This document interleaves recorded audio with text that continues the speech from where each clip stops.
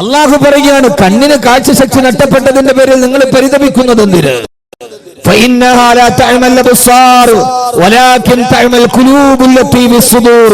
അവന്റെ ഹൃദയത്തിന്റെ കണ്ണുകൾക്ക് അന്ധത ബാധിച്ചാൽ ഇനി അവൻ എങ്ങനെയാണ് നന്നാവാൻ കഴിയുക? അവന്റെ ഹൃദയം വല്ലാതെ അതപ്പതിച്ച് അവന്റെ ഹൃദയത്തിന് അന്ധത ബാധിച്ചു കഴിഞ്ഞു. ഇനി അവന് വാല് കേട്ടത് കൊണ്ട് പ്രയോജനമില്ല.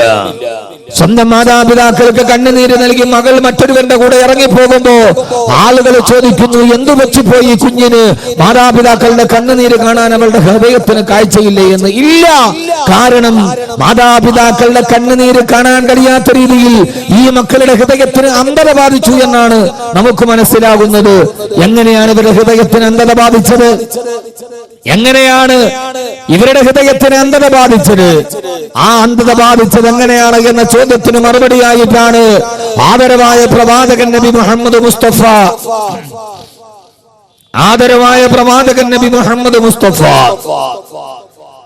സല്ലല്ലാഹു അലൈഹി വസല്ലമ പറയുകയാണ്, ഇന്നൽ അബ്ദ ഇദാ ഖതഅ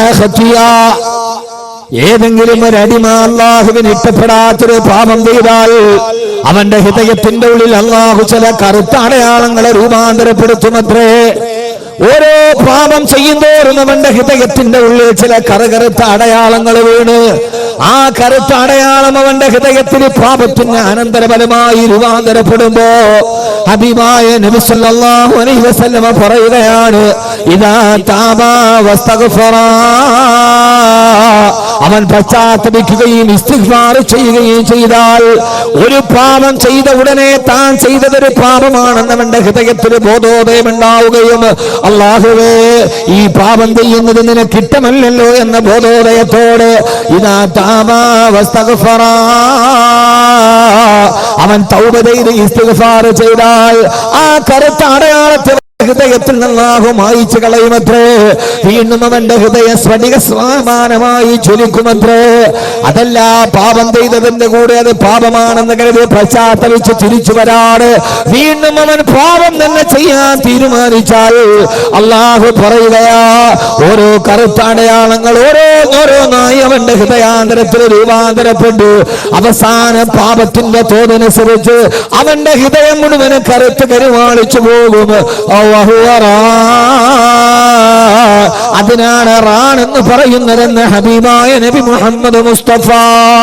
ആ ഒരവസ്ഥയ്ക്കാണ് റാൻ എന്ന് പറയുന്നത്. അതാണ് ഖുർആൻ പറഞ്ഞത്, കല്ലാ ബൽ റാന അലാ ഖുലൂബിഹിം മാ കാനൂ യക്സിബൂൻ.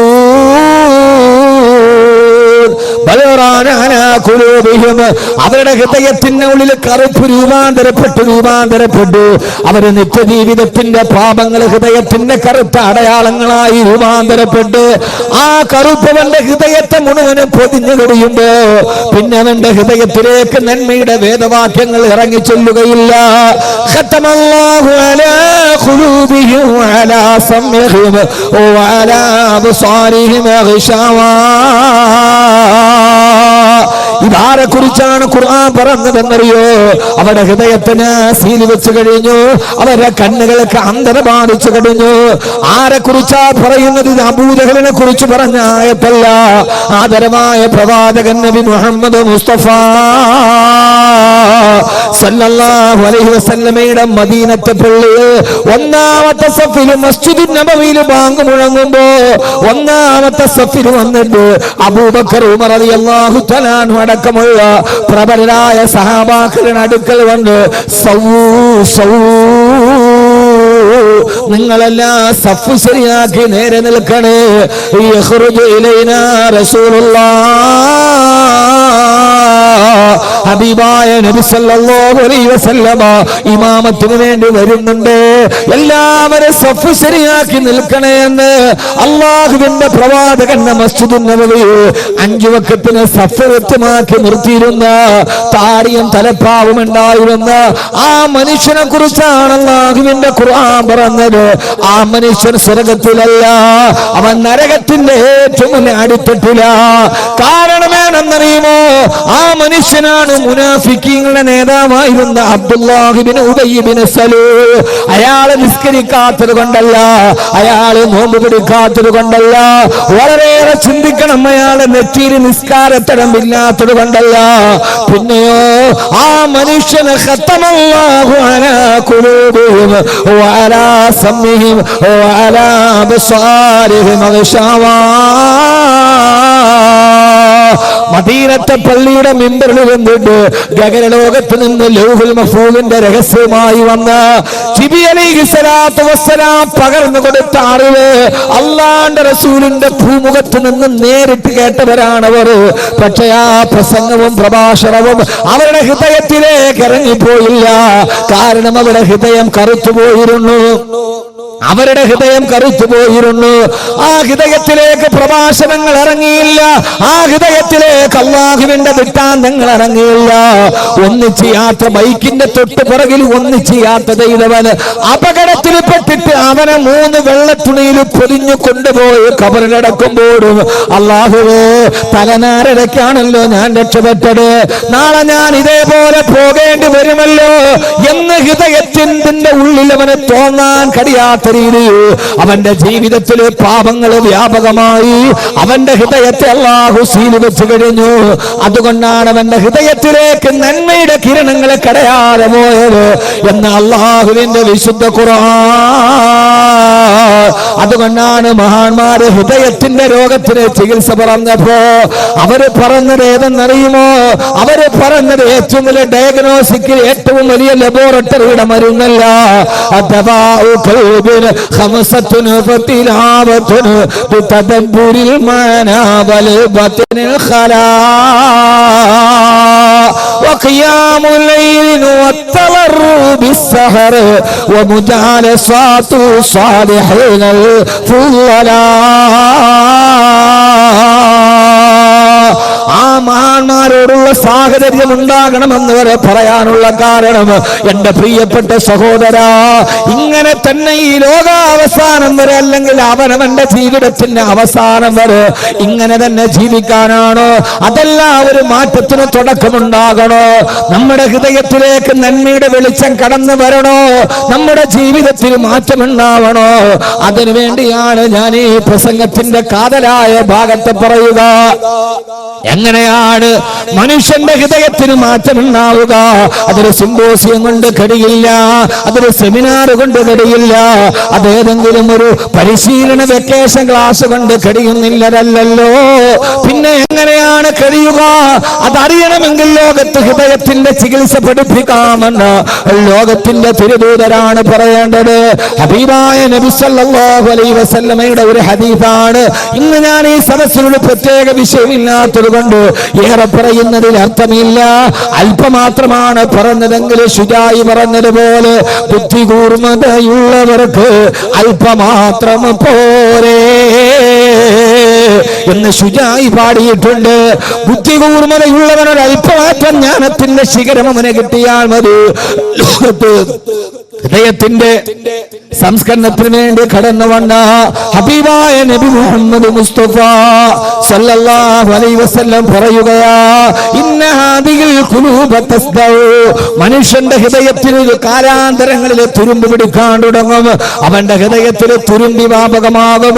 ഓരോ സാഹചര്യങ്ങളും പാപത്തിന് അനിവാര്യമായ അഭോൽപ്പന്നം പോലെ അവന്റെ ഹൃദയത്തിൽ തുരുമ്പ് പിടിക്കുകയാ. ആ തുരുമ്പാണ് ഞാൻ ആദ്യം പറഞ്ഞത്.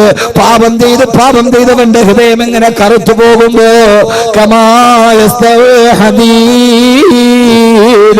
ഇരുമ്പിന് തുരുമ്പ് പിടിക്കുന്നത് പോലെ, ഏത് വിധമാണോ ഇരുമ്പിനെ തുരുമ്പ് നശിപ്പിക്കുന്നത്, അതേപോലെ നിങ്ങളുടെ ഹൃദയത്തെ തുരുമ്പ് നശിപ്പിച്ചു കളയും എന്ന് ഹബീബായ മുത്തുനബി സല്ലല്ലാഹു അലൈഹി വസല്ലമ സഹാബത്തിനോട് പറഞ്ഞപ്പോ സഹാബാക്കളുടെ ഭാഗത്തുനിന്ന് ഒരു ചോദ്യമുണ്ടായി, യാ റസൂലല്ലാഹ്, ആ ഹൃദയത്തിന്റെ തുരുമ്പ് കളയാനുള്ള മാർഗമേത് നബി?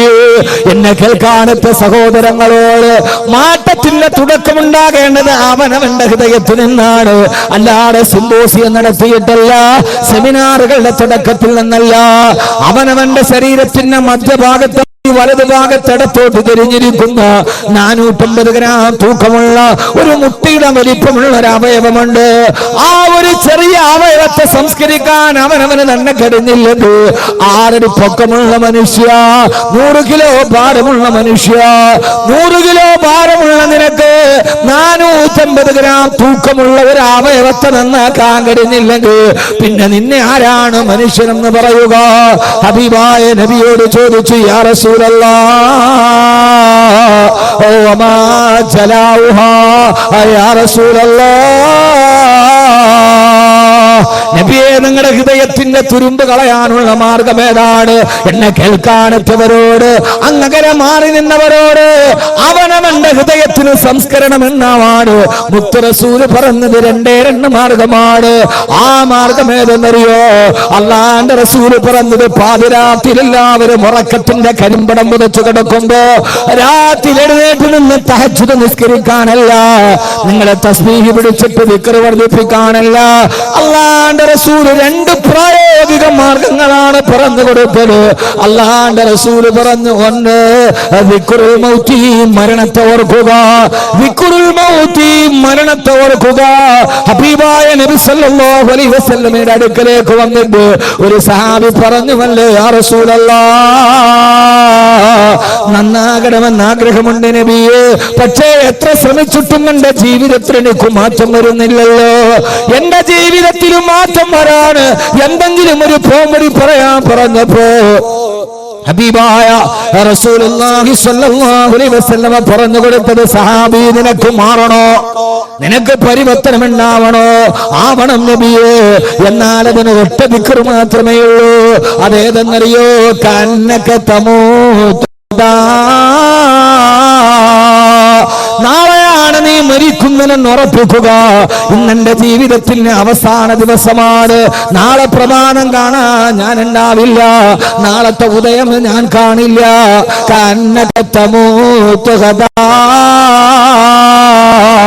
നാളെ ഞാൻ മരിക്കുമെന്ന് ഉറപ്പിക്കുക.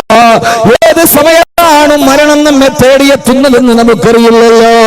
ഈ അടുത്ത കാലത്ത് മലയാള കേരളത്തെ പിടിച്ചു കുലുക്കിയ ദുരന്തമാണ് പരവൂര് പുട്ടിങ്ങൽ ക്ഷേത്രത്തിലെ വെടിക്കെട്ട് ദുരന്തം. ആ ദുരന്തം കഴിഞ്ഞ് 3 ദിവസം കഴിഞ്ഞിട്ടാണ് ഞാൻ നാട്ടിലെത്തി ദുരന്ത സ്ഥലം സന്ദർശിക്കാൻ പോകവേ അവിടെ പോയി ഇങ്ങനെ കണ്ടുകൊണ്ട് നിൽക്കുമ്പോ സമീപത്തുണ്ടായിരുന്നൊരു തദ്ദേശവാസി എന്നോട് പറഞ്ഞു, ഉസ്താദ്, ഈ വെടിക്കെട്ട് അപകടം നടക്കുന്നത് പുലർച്ചെ 4 മണിയോടടുത്തില്ല. അതേവരെ വൈകുന്നേരം തലേ ദിവസം രാത്രി 8 മണി മുതൽ ഞാനും എന്റെ മകനും ആ വെടിക്കെട്ടിന്റെ പുറക്കാഴ്ച കാണാനുണ്ട്. അത് കണ്ട് രാവിലെ 4 മണി വരെ ഞങ്ങൾ അവിടെ ഉണ്ടായിരുന്നു. അവസാനത്തെ വെടിക്കെട്ട് നടക്കാൻ പോവുകയാ. തലേ ദിവസം 8 മണിക്ക് തുടങ്ങിയ വെടിക്കെട്ടിന് സമാപനം കുറിച്ച് അതിന് ആശാന്മാരുടെ ചോയ്സായിട്ട് നടക്കുന്ന അവസാനത്തെ സമാപന വെടിക്കെട്ട് നടക്കാൻ പോവുകയാ. അവസാനത്തെ പൊടിപൂരം കാണാൻ എല്ലാവരും ആകാംക്ഷയോടെ വെടിപ്പുരയുടെ അടുത്തേക്ക്, വെടിക്കെട്ട് നടക്കുന്നിടത്തേക്ക് അടുത്തു. ഞാനും അത് അടുത്തു നിന്ന് കാണാൻ ആഗ്രഹത്തോടെ പോയപ്പോ എന്റെ മകൻ എന്റെ കയ്യിൽ പിടിച്ചിട്ട് പറഞ്ഞ, അച്ഛാ, എനിക്ക് ഉറക്കം വരുന്നു, എനിക്ക് വല്ലാതെ ദാഹിക്കുന്നു പറഞ്ഞ് കുഞ്ഞു കരയാണ്ടുടങ്ങ്. ഞാൻ അവരോട് ദേഷ്യപ്പെട്ടിട്ട് പറഞ്ഞു, ഇതേവരെ ഇതുകൂടി കണ്ടിട്ട് പോവാ. എന്തെന്നറിയില്ല, എന്തിനെന്നറിയില്ല, പതിവില്ലാത്ത വാശിരന്റെ കുഞ്ഞുമോനെന്റെ കയ്യിൽ പിടിച്ചെന്നെ വലിച്ചു. എനിക്ക് വിശക്കുന്നു, എനിക്ക് ദാഹിക്കുന്നു. ഞാൻ അവനൊരു വെള്ളം വാങ്ങിച്ചു കൊടുത്തിട്ട് തിരിച്ചു വരാന്ന് കരുതി എന്റെ കുഞ്ഞെന്നെ കയ്യിൽ പിടിച്ചു ബലമായി പിടിച്ചു കൊണ്ടുപോയി. ഞാൻ അപ്പുറത്തേക്ക് ഒരു 500 മീറ്റർ മാറിയില്ല. ആകാശത്തേക്ക് മാരുവില്ല് പൊട്ടിവിടരുന്നത് പോലെ നയനമനോഹരമായ കാഴ്ച കാണിച്ച ക്ഷേത്ര പരിസരത്ത് അതാ തീഗോളങ്ങൾ മേഘജാലത്തിന് പിടിച്ചതുപോലെ പൊട്ടുയരുന്നു. ചിതൽ കഷണങ്ങൾ, കോൺക്രീറ്റ് കഷണങ്ങൾ വായുവിൽ ഉരിഞ്ഞു പോകുന്നു. ആ ഒരു സമയത്തെങ്ങാനും ഞാൻ അവിടെ നിന്നിരുന്നെങ്കിൽ എന്റെയും എന്റെ മകനെ ഈ ചിതറിത്തെറിച്ച ശരീരാവശിഷ്ടങ്ങൾ ഈ ഭാഗത്ത് കാണുമായിരുന്നു പറയുമ്പോ എന്റെ പ്രിയപ്പെട്ട ചെറുപ്പക്കാരാ, ഒരു കാര്യം ഞാൻ ഓർമ്മിപ്പിക്കട്ടെ.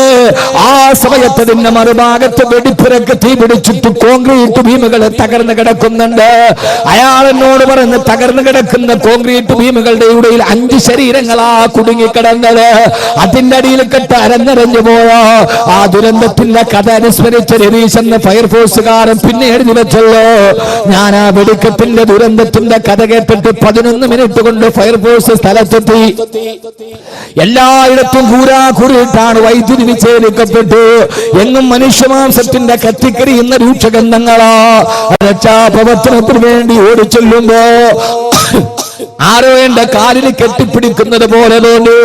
ഞാൻ തിരിഞ്ഞു നോക്കുമ്പോ ശരീരം മുഴുവനും പാതി വെന്തുമാറി ഒരു ചെറുപ്പക്കാരൻ ആ ഭീമിന്റെ ഉള്ളിൽ അരക്കകി പോട്ട് കുടുങ്ങിക്കിടക്കുകയാ. സാറേ, എന്നെ വിട്ടിട്ട് പോകരുത്, എന്നെ പിടിച്ചിട്ടൊന്ന് തിരിച്ചു കിടത്തണേ, എനിക്ക് വേദന സഹിക്കാൻ കഴിയില്ലെന്ന് പറഞ്ഞപ്പോ ആരാ മോനെയാ പറഞ്ഞതാരാ? അതിനു മുമ്പ് സ്വന്തമായി തിരിഞ്ഞു കിടന്ന, സ്വന്തമായിട്ട് അവിടേക്ക് നടന്നു വന്ന, സ്വന്തമായിട്ട് അവിടെ നിന്നിട്ടെല്ലാം കണ്ടുകൊണ്ടിരുന്ന എല്ലാവരോട് സഹോദരങ്ങളെ, ആ മനുഷ്യനാണ് മരണത്തിന് അനിവാര്യമായ ദുരന്ത മുഖത്തിന് മുമ്പിൽ നിൽക്കുമ്പോ എനിക്ക് സ്വയമായി തിരിയാൻ കഴിയില്ല. എന്നെ ഒന്ന് തിരിച്ചു മാറ്റിക്കിടത്തുമോ? ഒന്ന് സ്വയമായിട്ടൊന്നും മാറിക്കിടക്കാൻ മറ്റൊരുത്തന്റെ കാലിൽ പിടിച്ചനുഭവിക്കേണ്ട അവസ്ഥ. അവരെന്നോട് പറഞ്ഞു, ആ ഭീമൊന്ന് മാറ്റാൻ JCB ഒന്നും അനങ്ങുന്നില്ല, രണ്ടാമത്തെ JCB ഒന്നും അനങ്ങുന്നില്ല. 3 JCB വന്നിട്ട് അതിന്റെ 3 ടീത്തുകൾ ഒരേ സമയം